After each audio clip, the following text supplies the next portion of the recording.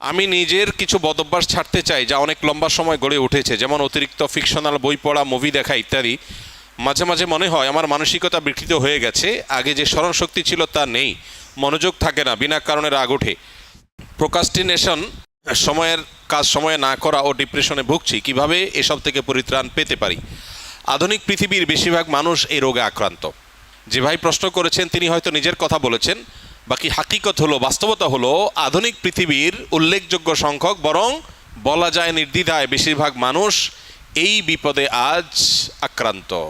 অর্থাৎ কোনো কাজে মনোযোগ বসে না, এবং কারোর হয়তো মোবাইল টেপার নেশা, কারোর হয়তো ফিকশনের বই পড়ার নেশা, কারোর হয়তো খেলাধুলার নেশা, কারোর হয়তো গেমসের নেশা। ডোপামিন এবং নেশা এগুলো আমাদেরকে আষ্টে পিষ্টে বেঁধে ফেলেছে এবং আমাদেরকে জঘন্য রকমভাবে অসুস্থ করে ফেলেছে। এগুলো থেকে উত্তরণের জন্য আমাদের নানাবিধ উদ্যোগ থাকা উচিত। এর মধ্যে সবচেয়ে বড় করণীয় হলো যেই কোনো কাজ অতিরিক্ত নেশা হয়ে গেলে সেটা ছেড়ে দেওয়া বা সেটা থেকে সরে আসার চেষ্টা এবং সংগ্রাম চালানো দরকার।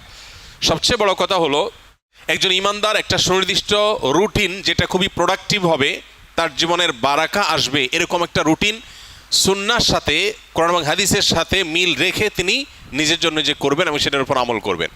এবং সুন্নাহসম্মত যে রুটিন হবে সেই রুটিনের উপর তিনি যদি আমল করেন তাহলে ডোপামিন থেকে বেঁচে থাকা তার জন্য ইজি হবে, সহজ হবে ইনশাআল্লাহ। এর বাইরে বিশেষ করে যে বিষয়গুলো তাকে অনেক বেশি আসক্তির দিকে নিয়ে যাচ্ছে, নিজে থেকে সেটা ট্রিটমেন্টের উদ্যোগ নিতে হবে। প্রয়োজনে কোনো মেন্টর, কোনো উপদেষ্টা, শরঈ উপদেষ্টা নিয়োগ দিতে হবে।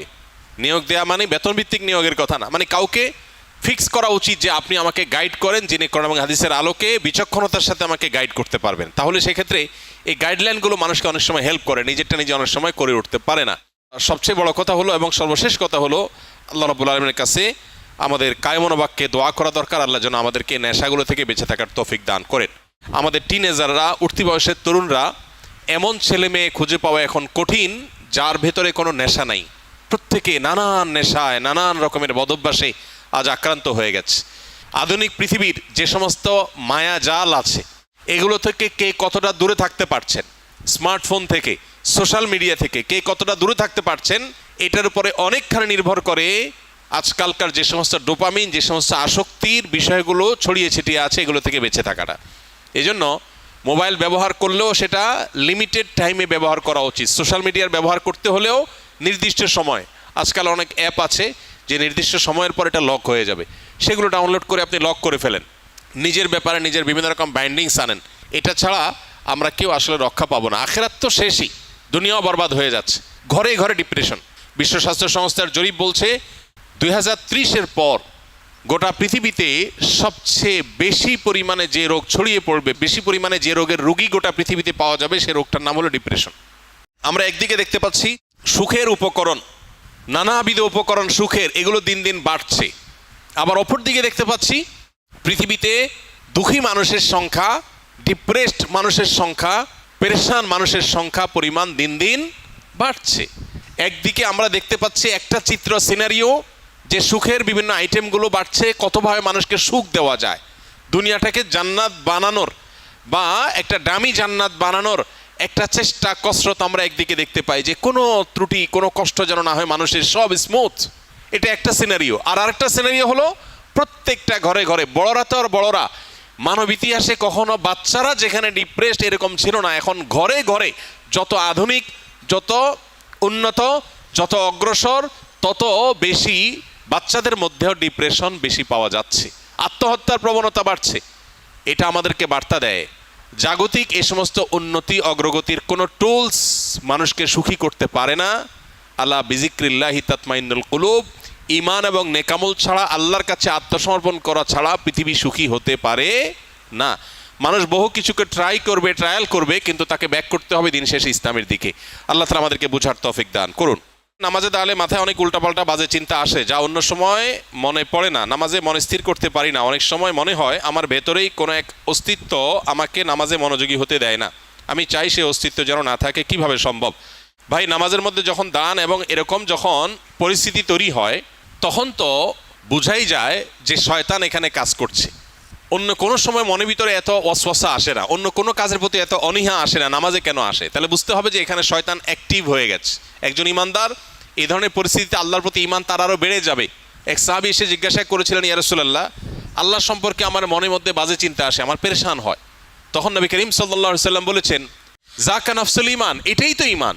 তোমার মনের মধ্যে আল্লাহ সম্পর্কে বাজে চিন্তা আসছে, তোমার খারাপ লাগছে, তার মানে শয়তান তোমার ঈমান হরণ করার চেষ্টা করছে, তুমি লড়াই করার চেষ্টা করছো, তোমার ভিতরে ঈমান আছে যে এটা বোঝা যাচ্ছে এখান থেকে।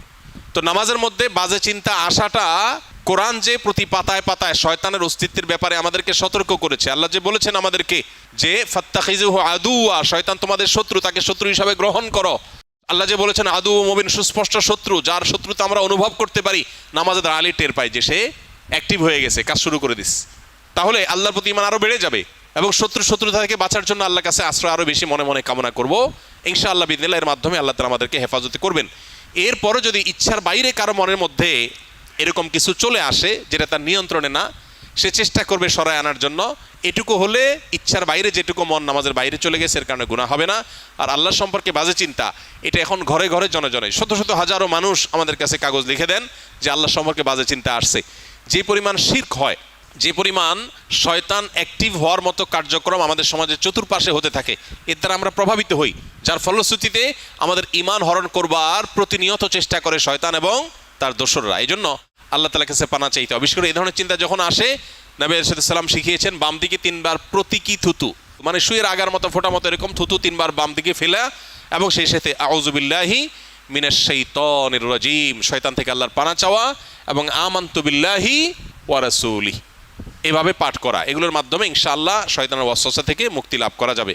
এটা নামাজের বাইরের কথা বলেছে। নামাজের মধ্যে আল্লাহর কাছে মনে মনে পানা চাইবেন এবং শয়তানের সাথে সংগ্রাম করে নামাজের দিকে মনোযোগ দেওয়ার চেষ্টা করবে, এটাই যথেষ্ট ইনশাআল্লাহ। আবু বকর সিদ্দিক লিখেছেন, ইউটিউব, মেটা ও সোশ্যাল মিডিয়া থেকে বিজ্ঞাপনের মাধ্যমে টাকা ইনকাম করা কি হালাল হবে? এ বিষয়ে আমরা বহুবার উত্তর দিয়েছি। যারা এখানে প্রশ্ন করেন, স্কিলের ভাইরা বিশেষ করে, মেহরবানি করে আগে দেখবেন এ বিষয়ে আগে কোনো উত্তর আছে কিনা, থাকলে সেটা দেখে নেবেন, অযথা এখানে সেটাকে যেন রিপিট করা না লাগে। সোশ্যাল মিডিয়াতে অ্যাডসেন্সের মাধ্যমে এভাবে উপার্জন করা জায়েজ নাই। বিশেষ করে আপনারা অনেকেই কন্টেন্ট ক্রিয়েশন কোর্সে আছেন, যারা হয়তো ভবিষ্যতে উপার্জনের একটা পথ হিসাবে এদিকে যেতে পারেন। এটাকে কোনো উলামা ইকরামই জায়েজ বলেন না। বিকজ প্রথমত আপনার চ্যানেলে বা পেজে আপনি যখন মনিটাইজেশন করবেন, তখন যে অ্যাডগুলো আসবে এগুলো আপনার সবগুলো আপনার নিয়ন্ত্রণে না। কিছু ক্যাটাগরি আপনি ফিক্স করতে পারবেন, বাকি সবগুলো আপনার নিয়ন্ত্রণে না। ফলে এখানে মিউজিক থাকতে পারে, হারাম কোনো প্রোডাক্টের অ্যাডভার্টাইজমেন্ট হতে পারে, এখানে হারাম কিছু থাকতে পারে যেটা শরীয়ত অ্যালাউ করে না, সেটা আপনার চ্যানেলে অ্যাড চালিয়ে আপনি টাকা উপার্জন করছেন, যেটা সুস্পষ্টভাবে গুনাহ। অর্থাৎ একটা হারাম জিনিসের প্রচার করে আপনি টাকা নিচ্ছেন, বা একটা হারাম অ্যাডভার্টাইজ দেখায় মানুষকে গুনাহগার বানায় আপনি টাকা নিচ্ছেন, তো এটা তো জায়েজ হবে না। এখন প্রশ্ন হলো, আজকাল এই সমস্ত সোশ্যাল মিডিয়াতে বাধ্যতামূলক আপনার অ্যাড চালানো হয়। আপনি অ্যাডসেন্স, আপনি মনিটাইজেশন অন করেন বা না করেন, তারা অ্যাড দেখাবে। এটা যদি হয় তাহলে সেক্ষেত্রে আমরা বলি, যদি এরকম হয় তাহলে সেক্ষেত্রে যে টাকাটা আসবে সে টাকাটা আবার বুস্ট ইত্যাদি করে যেভাবে আসলো সেভাবে খরচ হয়ে গেল, নিজে ভোগ করলেন না। অর্থাৎ যারা দিল তাদের কাছে চলে গেল, অ্যাডটা দেখানোটা আপনার নিয়ন্ত্রণে নাই, তারা ইচ্ছাকৃত বা জোরপূর্বক দেখাচ্ছে, তাদের ব্যাপার এটা। আমরা বিভিন্ন কবিরাজের কাছে তাবিজ কবজ নিয়ে থাকি, এগুলো ব্যবহার করা কি জায়েজ ইসলামের শরীয়তের দৃষ্টিকোণ থেকে জানাবেন প্লিজ।